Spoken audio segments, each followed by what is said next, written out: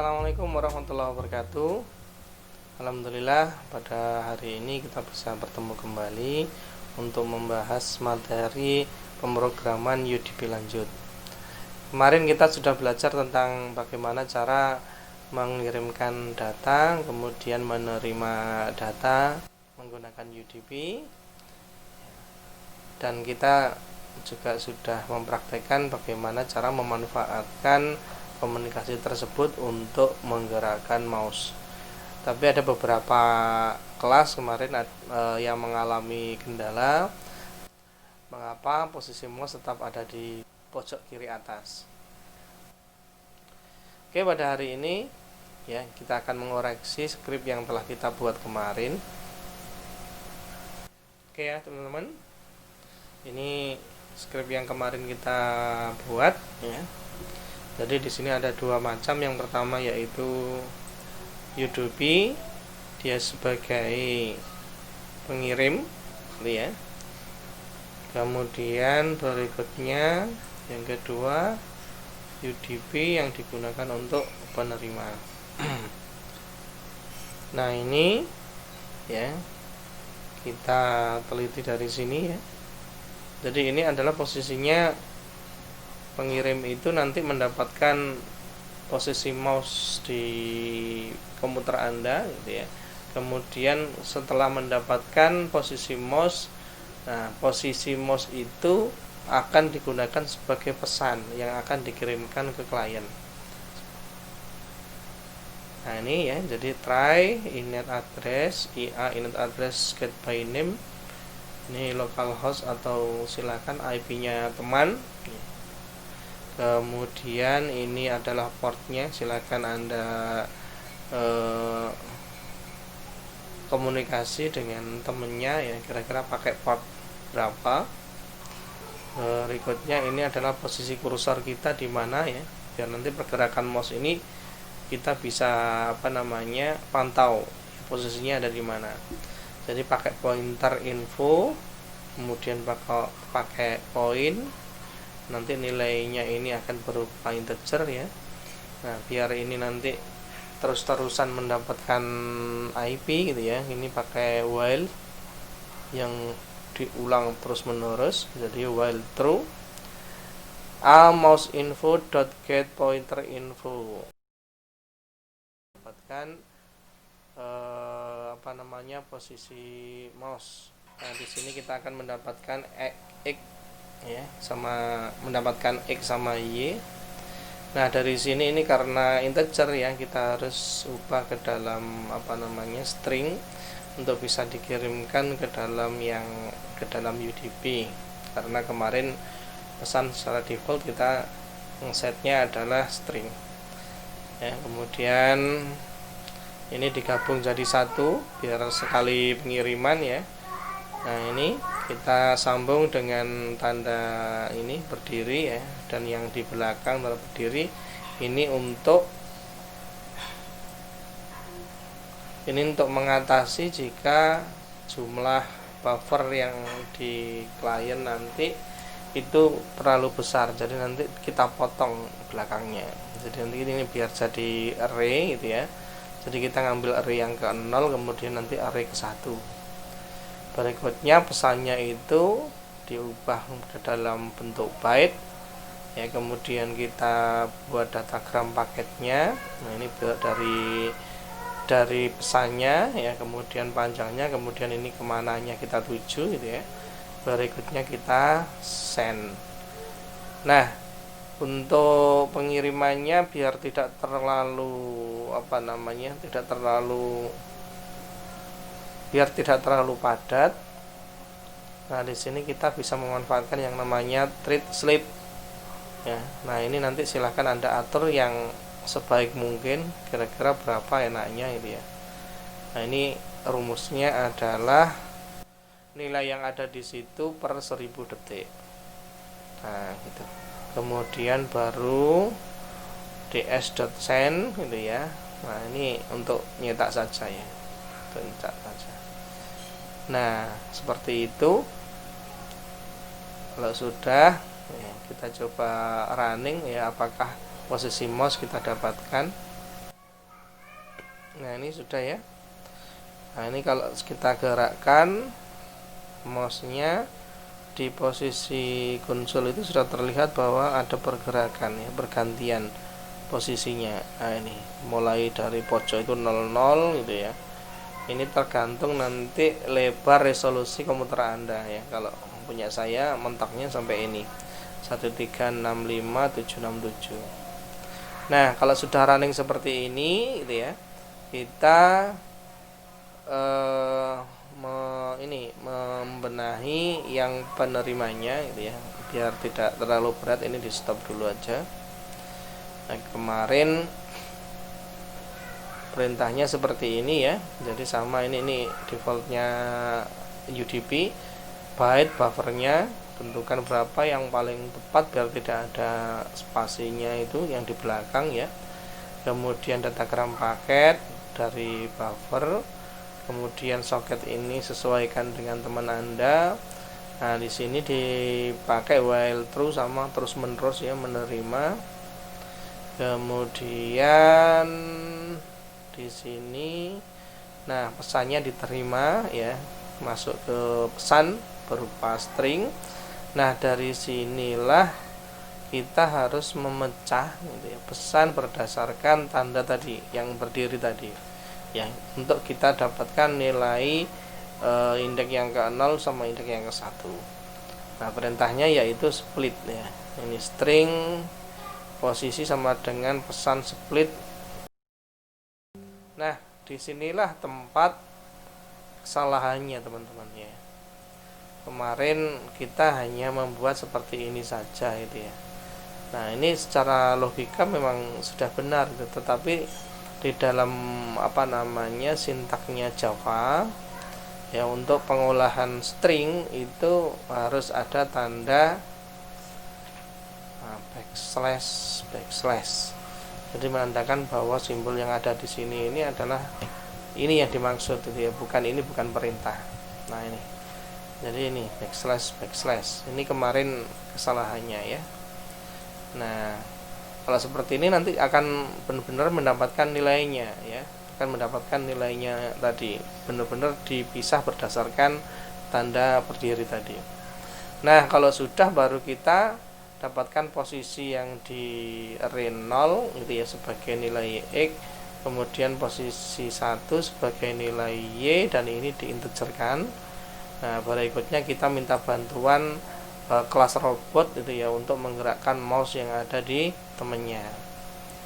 Seperti itu. Nah, ini kita jalankan gitu ya. Dan kemudian yang di sini juga dijalankan. Nah, ini mouse saya akan kelihatan goyang-goyang ya, karena apa? Ini kan nge-remote saya sendiri ya. Nah, ini. Tetapi kalau ini nanti bisa dilakukan sama temannya, insya Allah tidak akan terjadi seperti ini. Jadi mouse temannya bisa benar-benar mengikuti gerakan kita. Nah, ini karena saya nge-remote diri saya sendiri ya, nanti akhirnya kayak gini ya. Nah, itu, tapi sudah bergerak ya, nggak di pojokan terus seperti kemarin. Nah, ini sudah bisa gerak seperti itu.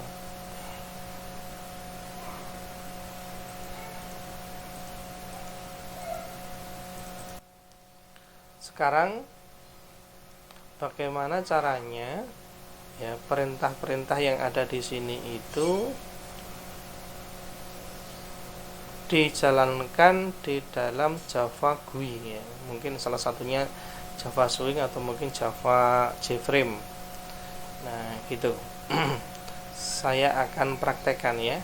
Saya ambil salah satunya saja yang di penerima mungkin ya, nanti yang saya jadikan di di JFrame. Nah, kita tambahkan di sini saja gitu ya, di klik kanan. Kemudian di sini kita pilih kita pilih JFrame form ya. Nah, setelah itu silahkan Anda beri nama ya. Misalkan namanya adalah new penerima.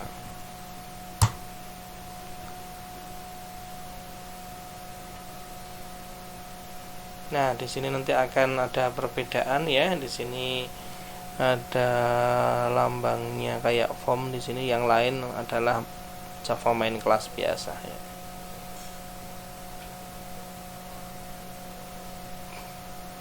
Nah, misalkan gini ya.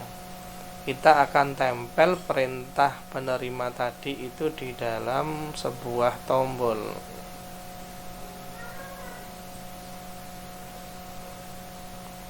Ya, kita cari di sini tombolnya. Nah, ini ya, kita tarik ke sini. Nah, seperti itu. Misalkan di sini kita ganti tombolnya dengan proses. Nah, ini kalau misalkan kita langsung kasih itu ya perintahnya yang tadi itu di dalamnya tombol sini, dan nanti akan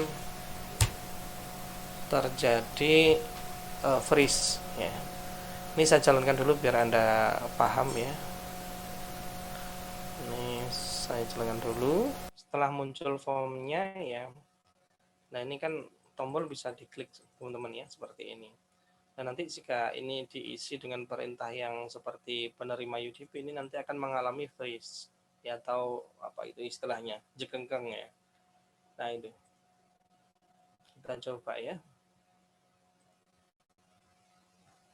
Nah, di sini kita copy semuanya sampai sini ya. Di sini try, oke. Kita copy. Nah, kemudian kita taruh di sini.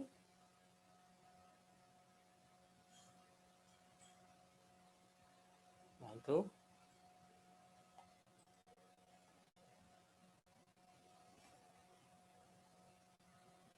Oke, kita cari, tidak ada kesalahan ya. Nah, setelah kita jalankan lagi, nah ini formnya sudah muncul ya. Nah, ini kalau kita klik, nah di sini dia akan tidak bisa diklik lagi. Nah, itu. Tapi perintah yang ada di dalamnya di sini sebenarnya dijalankan ya, tetapi dia mengalami freeze ya, seperti ini.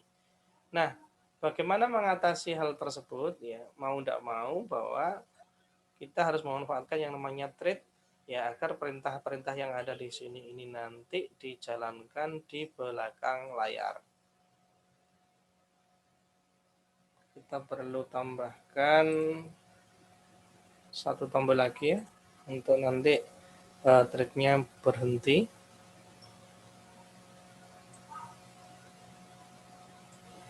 Nah, ini tombol di bawahnya lagi di sini kita pasang ya. Misalkan di sini kita buat namanya adalah stop gitu ya. Stop proses. Nah, jadi kalau tadi itu proses di sini jika diisi langsung perintah yang dari datagram, dia akan apa namanya, setelah diklik ya dia akan jegengkeng gitu ya. Dia akan freeze ya. Nah, sekarang kita buat nanti ini fungsi. Caranya gini ya, kita buat Java class biasa ini ya.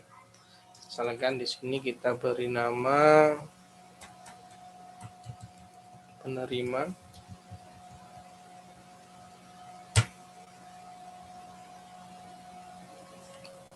Nah, ini sudah ada ya.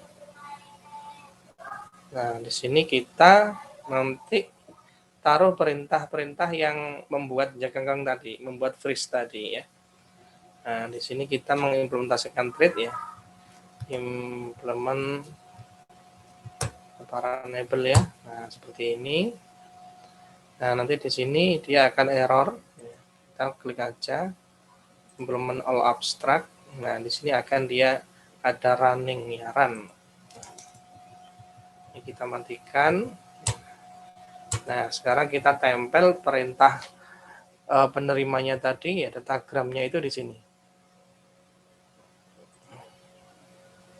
Penerimanya ini ya, mulai dari try, kemudian sampai catch. Nah, ini Saya copy, ditaruh di sini ya, paste. Oke, kita cek ya di sini apakah ada errornya. Oh, sudah tidak ada. Nah, kalau sudah seperti ini, baru inilah nanti kelas ini nanti yang kita yang kita panggil di tombol ya. Nah, kita panggil di tombol di sini. Nah, ini ya.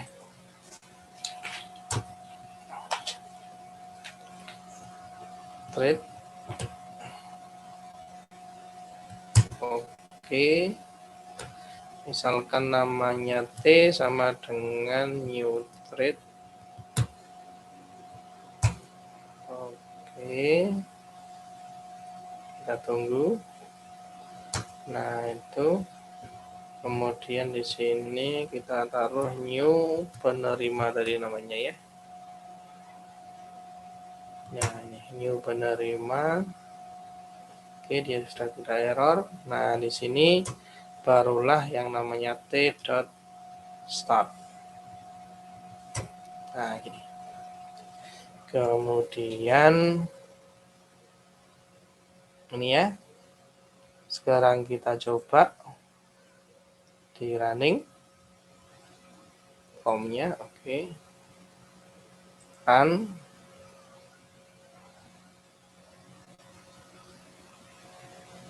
Nah, di sini sudah keluar ya. Nah, ini tadi kalau diklik kan berhenti dia ya. Nah, ini saya coba klik.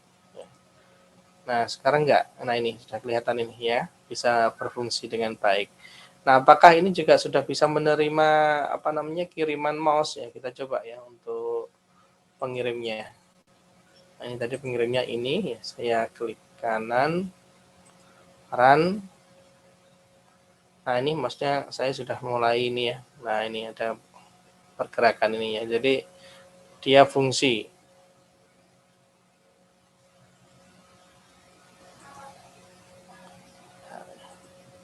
Nah, ini fungsi ya. Nah, gitu. Nah, planning saya nanti waktu ini mouse-nya yang stop proses ini diklik ya, proses pengiriman ini akan dihentikan. Seperti itu. Berarti kita harus stop dulu yang ini. Kemudian mana lagi yang masih running? Ini masih running, di stop dulu ya. Nah, nanti di tombol berikutnya ini kita taruh perintah ya.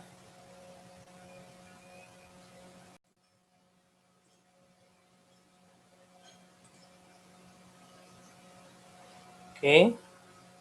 Kita akan memfungsikan tombol stop tadi ya. Nah, untuk bisa melakukan tersebut ya ini yang ternyata harus dibuat public biar nanti dia bisa dibaca di komponen-komponen yang lain. Jadi di sini harus kita pindahkan posisinya. Nah, kita taruh di sini ya, di atas. Tambahkan di sini public. Nah, seperti ini ya, thread T dan seterusnya. Baru nanti di sini itu tinggal start itu saja. Ini sudah ya. Nah, di sini kita tinggal taruh t dot stop ganda ya. Nah, ini bisa nih ya. Nah, ini sekarang kita jalankan.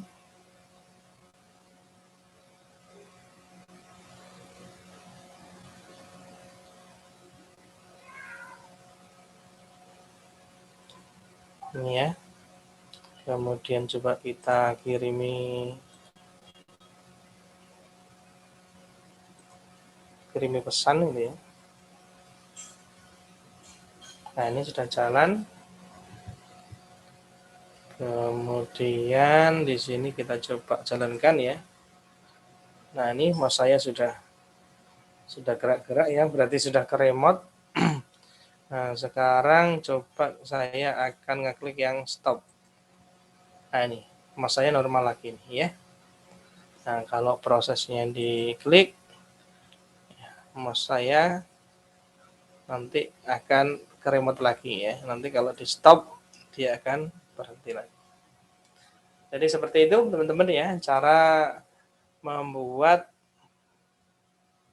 UDP ya di belakang layar, di belakangnya J-Frame.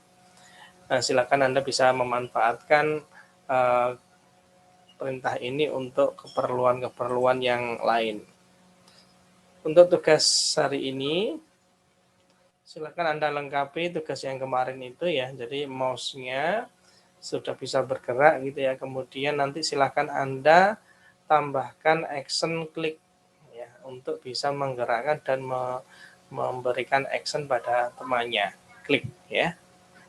Oke, kalau sudah silakan Anda buatkan video dan nanti silakan videonya di-upload di LMS Polinema ACID. Semoga apa yang saya berikan bermanfaat bagi Anda. Assalamualaikum warahmatullahi wabarakatuh.